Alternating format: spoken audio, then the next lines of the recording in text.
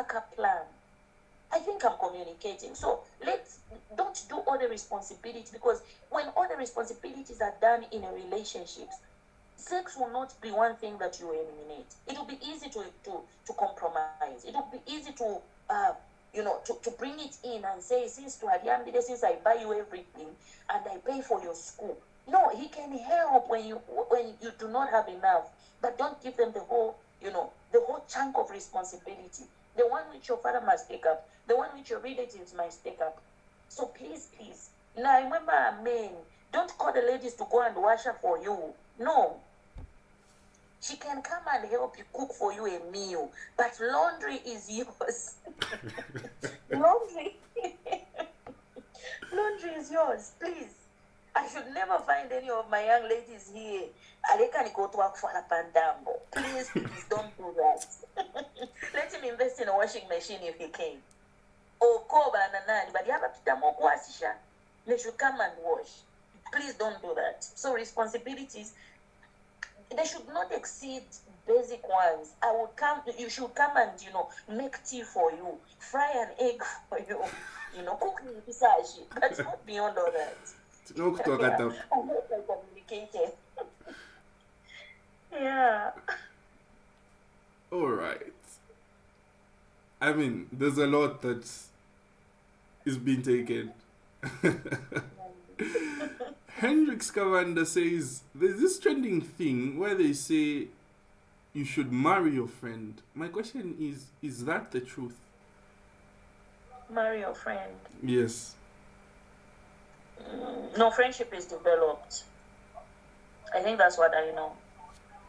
Friendship is developed over time. You may, what they'll mean by your friend is someone you can easily get along with, but you'll never meet someone who is like your friend, because most of the time a friend is someone we go do similar things with. My husband loves movies. He can watch movies all his life. He can do that. I also love movies, but there are moments when he puts up a movie and I'm dozing. So when you say marry a friend, he would have divorced me, because I can't stay up watching the screen for so long. I used to do that, but I think I'm getting tired. I'm a mother of two. And I've turned on responsibility on my plate. He made me watch 24, guys. 24 when I'm heavily pregnant, and I finished that. So if you say marry a friend, then they are saying someone who is like-minded with you, but it's not possible. Someone who is someone who has similar hobbies with you, it's not possible. It's not. So some things is we come to compromise when we are growing together. You say, okay, so he loves cooking. Okay, I will learn to cook because it's him that I love. It's him that I love. So for us to grow a friendship, as he's cooking in the kitchen, I'll be with him. As she's cooking in the kitchen, I'll be with her. As she's doing laundry, I'll be trying, I'll be helping her put the clothes on the line. So that's how friendship is grown. Since he loves soccer, I'll go watch soccer with him. That is how friendship is grown. Because even the friends you possess at the moment, it doesn't mean that you've had those friends, that you were the same, you had everything in common. No, you didn't have all things in common. You find that one loves books, one loves these other things, one loves music, the other loves movies, and things like that. So when they say marry your friend, they're simply saying marry someone you can easily get along with. The friendship is developed over time. It's not a once-off thing, like, okay, they'll be my friend, and they're my friend. No, the friendship is, because friendship borders on trust, loyalty, and all those things, they are proved over time. You prove them over time. Yeah, I think that's what I would say. Wonderful. So let me just read out 2 more questions and then we'll be done. Okay. And I'm sure this is the second question. He asks, considering the impact of past traumas or unresolved issues, what therapeutic approach or communication strategies do you recommend for couples seeking healing and growth? Okay. There's something that I will shortly be doing this year with my husband, and we want to help the singles to be ready for marriage. So one of the topics that we have worked on is healing from past traumas, healing from daddy issues, anything that may have injured you. So how do you best do a love relationship after going through trauma, after going through heartbreak, after going through abuse and all those things? The first thing that you need to do is agree with yourself that you need help. Then the second thing that you need to do is tell your partner to say, and that is if you're already dating. And if it's something shareable, something you can share with your love, they are mature enough to hear you and understand. I will bring caution to you. There's a sister in the church who lost a potential husband because she said too much before the relationship was old enough. The guy ran away for his life because she said too much and she wasn't healed. She wasn't at a place where she needed to share. I'm not saying hide stuff. What I'm saying is find people, find counselors, mentors who can help you go through that process. You see that? Huh? Who can help you go through that process? So the question was, how do you communicate? Help me again. What best mode of therapy would you advise for a couple that trying to seek therapy? Okay. I think if it's a couple, they both are trying to seek therapy, I think find a people that have a track record of helping. Because sometimes you may land yourself in hands of people who have no confidentiality whatsoever. And find professionals. Find professionals. Are they professional medical people? Are they psychologists or psychiatrists? Because even those can help. So try and find professional help. Find professional help. And on top of that, try and find mentors who can help you, who can help you hold your hands and go through that up to the place where you are whole and you are ready to do life again. On top of that, I would say spiritual people, spiritual leaders, like for me and my husband, we did psychosocial counseling, we did pastoral counseling. At the moment,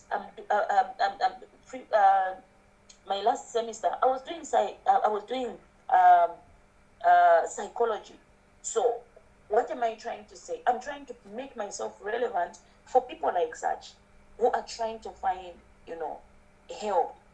So I'm trying to position myself because I'm always dealing with people, church people, and there are all sorts of problems. So find people who can help you through that as a couple. Yeah.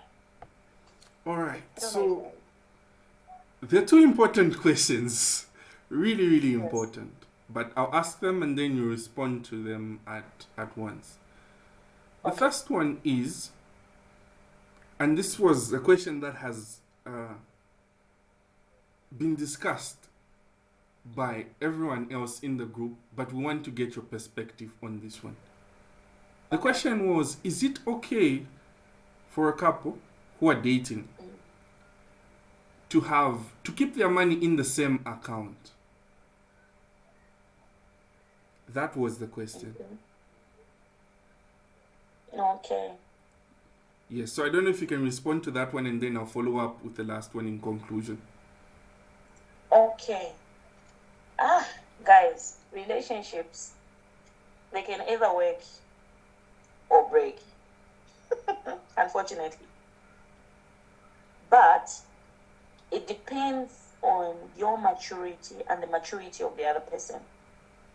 There are people I've heard who've been swindled. They've been swindled. Almost guys fear. Gets the whole amount they've been saving together. They've been doing business together. And this person decides to run off with the money. They find him trying to take him to the police and he can't produce that money. You see? So there we need to be cautious. Are they trustworthy with money? What is their attitude towards money? How is their spending, habits? How are they? So for me, I would say it depends with the person you are dealing with. But fill up one. Yeah, that's the unfortunate part. Fill up one. So I think it's something that I would say it has pros and cons. So I think, having said that, I would say the person would be able to choose to decide depending on the person they are dealing with. So Yeah. would you advise? Would you be against it or for the idea? Would you advise somebody to go that way, a couple, or not? No, there are many benefits if they did it. Okay. There are many benefits, yes, because it means if the relationship is going towards marriage, they would have already started securing for the future. So if it's something that, if it's with someone who is not very stable, chances are high that they would lose. But I would advise someone to go for it if they are sure of the person they're dealing with. It's a very good idea. Go for it if you are comfortable with the person. But if you have reservation, then don't. All right. So now, Yes. to sum it all up, Pastor Margret, there's this question. In this poor generation, in our generation, how do you get to find the Proverbs, your Proverbs person? Okay. How do you find the one? Okay. Is that it? Wow. I'm sure that does it. Yeah, true. Be the person you want to be. Wow. I think it's weird, it's crazy, but I told myself the man who's going to find me will find me in God. As he's searching for God, he'll find me. I know it's we have people of different levels of faith as we speak. But if you are to find the one, because me being a woman, I said I will be found in God. As he comes seeking God, he'll find me. It's like secret gifts put in a bucket, and they tell you to say there are other things. So put your hand in there. Whatever you get is yours. So in the first place, you've heard there's a gift in there. So you are pursuing a gift. So for me, I said, as he comes looking for God, he'll find me among other things he's looking from God. So if you are a man, you are looking for the one, the best place you can find the one is in God. But hello, there are scammers in church today. There are scammers in church today. Love is not a scam, but there are scammers in church today. Meaning that you may find a sister who looks holy, lifts hands and rolls on the floor for God, but they are not there. So you need discernment. You need discernment. You need the Spirit of God to guide you. You need God to lead you to them. Yeah. And the one other thing is, do not be superficial. Do not be, this is what don't be rigid. Don't be rigid. Some gifts are wrapped in a newspaper. I'll say that again. Some good things are wrapped in a newspaper. They do not come in a glittery wrapping paper. They will come wrapped in a khaki paper. Remember the khaki paper? Yeah. The gift may be wrapped in there. So discernment will be able to show you to say there's gold wrapped in this newspaper. You see that? In a plastic bag, yeah, Rambo. You'll find that that's where some are hidden. When I met my husband, he didn't look like anything that would sweep me off my feet. He used to call me my sister. I used to call him my brother. But guess what, guys? He's gold that I'm still trying to unwrap. He's a guy full of grace. He's a guy full of grace. Grace for who? Grace for me. He's a guy that I would make mistakes and he will speak to me calmly and say, I didn't like that. And sometimes you just look at me and I'll know that, oh, I messed up. And I'll be there to apologize, among other things. So, what am I trying to say? Be sensitive, be spiritual as you look for one, because many other the many good things that we are looking for, they don't come in the packaging that we need. They do not come in a branded package that we need. They don't come like Hungry Lion, all colorful and all beautiful and all, branded up. But it may come in a very bad, lunchbox, with oil marks and all that. Wow. But at the end of the day, depend on God. Find as you're looking for God. Yeah, I think that's what I would say. Thank you very I think much, that's Ma. what Thank you very much. Poured out a lot and to each and every person onto this platform. And the second one, I'm sure we can attest to one thing. We have learned quite a number of things. And above all else, the ladies have been warned. None of you should be found washing, cooking beans, or any of those activities. And gentlemen, never confess love. Never ask a woman to confess her feelings for you when you have not confessed yours. I mean, who does oh my that? God. Thank you very much for, the impact that you've had. This has been a splendid meeting. Everyone can attest to the fact that it has been interesting. Really, really interesting. I'm seated here thinking, what prayer did Pastor Sakala give? I have to find that prayer to find a woman. A Proverbs woman who speaks about me. I'm sure the story is the same with the guys on this platform. They can attest to the fact that they would want a person who speaks of them highly as you speak of Pastor Sakala. Thank you very much, Ma, for finding time off your busy schedule to come and interact with us and teach us a lot about these relationships. I'm sure we shall not leave this meeting. Thank you. Exactly. All right. So this has been a jam-packed session, a very interesting one. But sadly, time is not our best ally, and we have come to the end of this webinar. But nonetheless, I'd like to thank each and every one of us, our speaker, and each and every person that made it possible that this meeting may be as it is, and each and every other person that joined in.